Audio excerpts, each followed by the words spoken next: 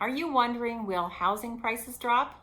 How to prepare for a buyer's or seller's market shift. That's our topic. Let's get started.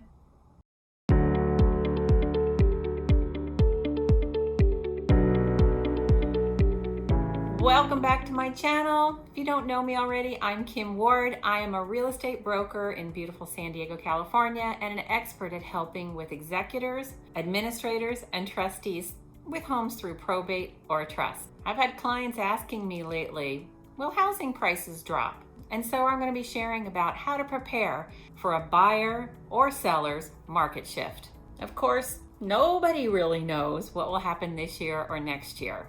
Shifts are normal for markets, and so agents and sellers really need to think through the possible changes that can occur.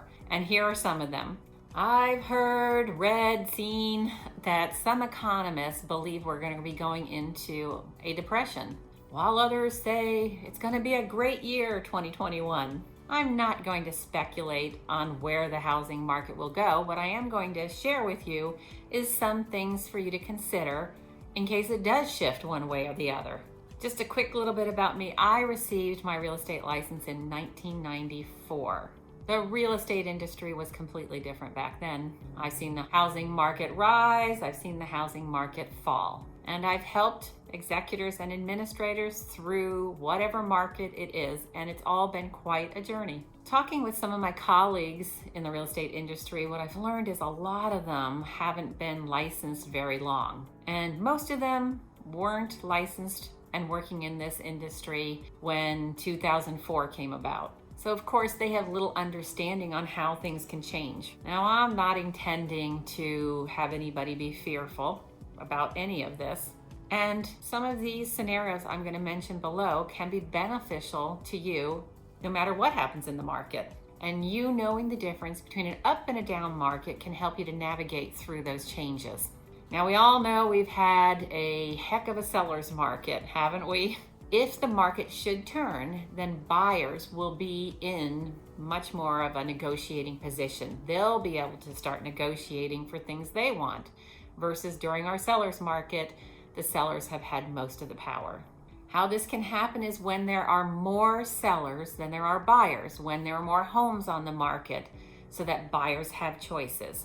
I've heard agents talk about how painful it is to have a property that they're helping a seller with and it's been on the market for 6 to 12 months and it hasn't sold.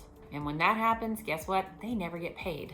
And what's even worse is that seller doesn't get relieved of the property, which is what they want in the first place. Now, I work primarily in San Diego County. We've been encountering super low inventory since 2017. And it's really kind of difficult to imagine the multiple listing service being full and abundant with plenty of homes for buyers to consider.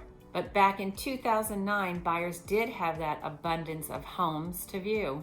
The market was flooded with foreclosures, with new construction, and traditional homes that traditional sellers wanted to sell to change their lives up. But today, buyers are literally fighting to have their offers considered and hopefully accepted. Today, buyers can't even imagine having 20 homes to choose from because that is not reality here in San Diego County. And they can't even imagine having homes come on the market that they could wait till the weekend to take a look at, because right now, as soon as a property comes on the market, I receive phone calls and we schedule showings. And usually within 4 or 5 days, we have multiple offers to submit and have reviewed by the seller. During the time when it was more of a buyer's market, buyers would write offers that would have seller concessions in it, meaning that buyers would be asking for some closing costs paid or some type of help for them to be able to get into the property, even if they didn't need it, because sellers needed to sell and they were willing to give those concessions. In today's market, rarely would a buyer's agent upfront ask for closing costs or some type of a concession by the seller. And most of the time, as long as the price is proper for the market, like the home is properly priced for the market, the buyer's agents are recommending to their clients to write full price offers or above.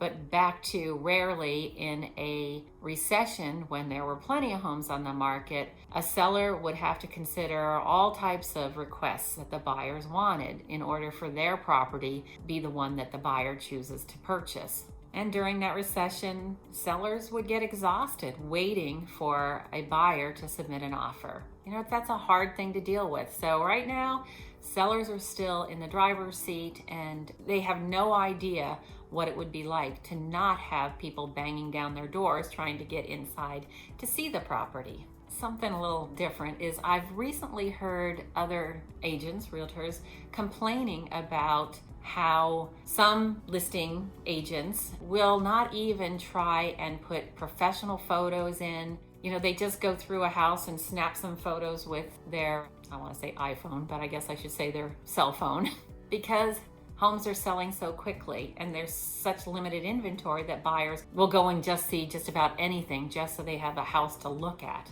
You know, I personally find that somewhat offensive. Also, that I'm helping a buyer look for multi-unit property and the photos are bad.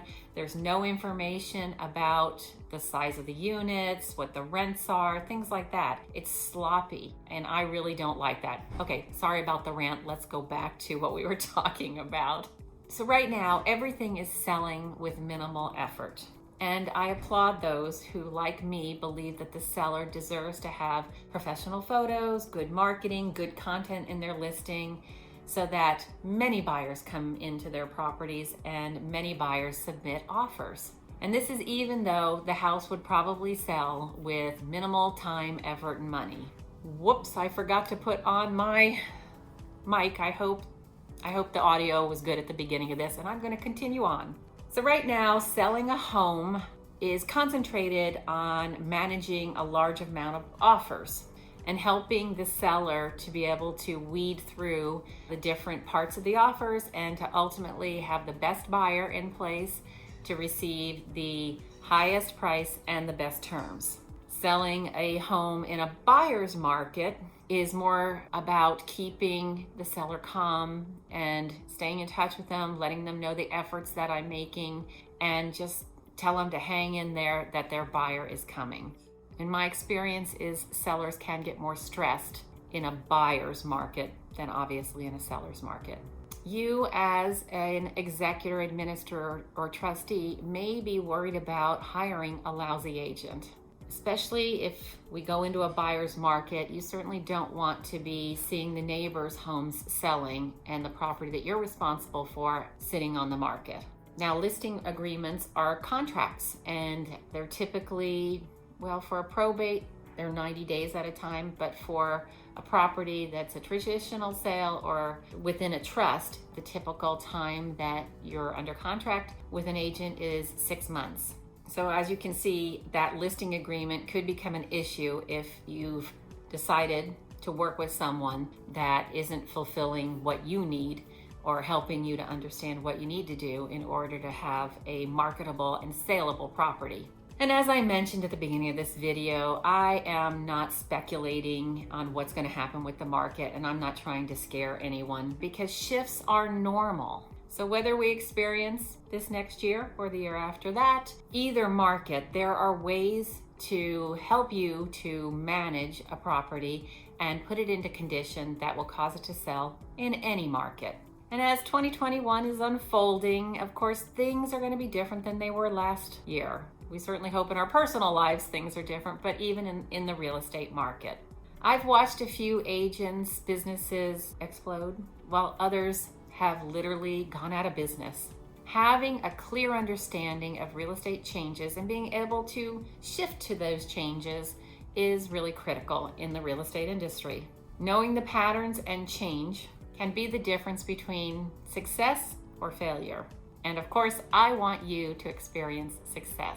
Thank you for watching. Please like, subscribe, hit that bell button, leave me a comment, or reach out to me for any questions that you might have that need answered. I look forward to seeing you next week.